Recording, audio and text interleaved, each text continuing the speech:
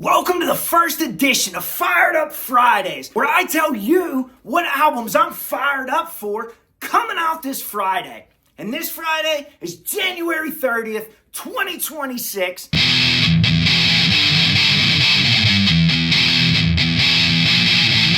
First up, we got Belarusian death metal juggernauts in Eximperitus, and their newest release, their third, Meritoriousness of Equanimity. And as odd as the title is, I feel this is a very composed death metal album, where the weight is balanced out with the tone and tempo, and the death is balanced in more death. As soon as I pressed play, I got the feeling of like a old school Florida death metal vibe, with some swampy mixing and a tension-grabbing snare, and some truly insane guitar work.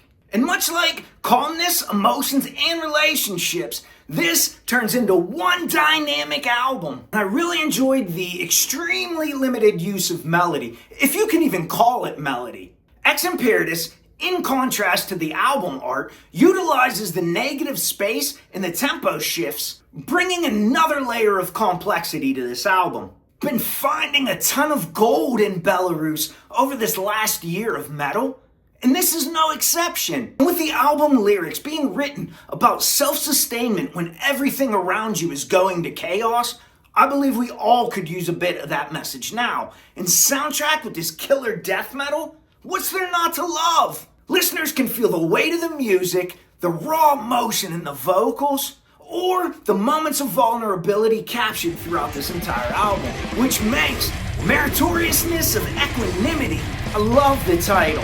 A solid release that you need to check out. For fans of bands like Morbid Angel, Obituary, Clairvoyance, as much as other bands such as like Rivers of Nile and Byzantine, a little bit of that complexity in there.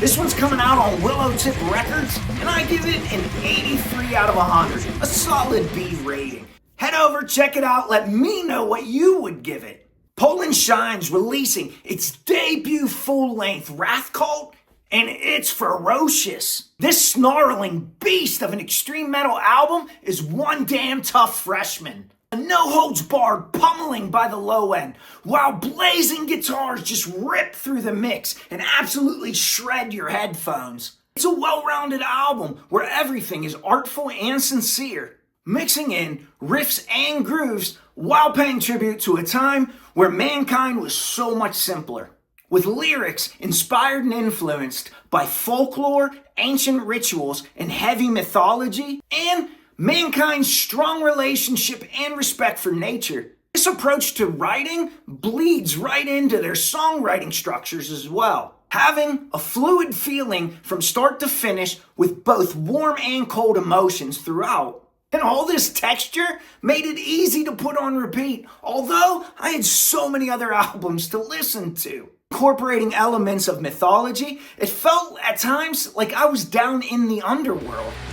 Or maybe mankind has brought the underworld up to the real world, because it kind of feels like we're living in hell on earth. Don't you agree? And again, the heavy use of texture allowed me to keep going back and discovering more. So I hope you take the time to discover Wrathcult by Shine.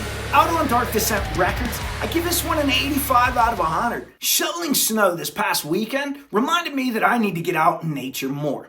And do I have the perfect soundtrack to do it to? The doom stoner rock psych band named Redwood sent over their latest effort, Time to Lose, but I vehemently disagree with their title choice. The more I listened to this album, the more I felt it's time well spent. To be honest with you, there's nothing here that's technically savvy, innovating, or mind-blowing.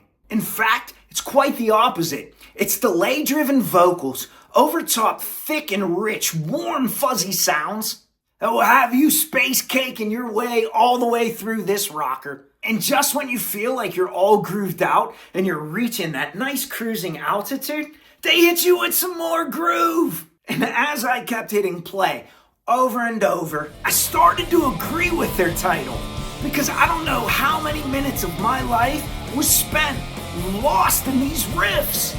This grooving psych rocker with a little bit of doom and stoner rock will leave you not knowing if you're coming or going, but in all actuality, Who cares when you're listening to Time to Lose by Redwood?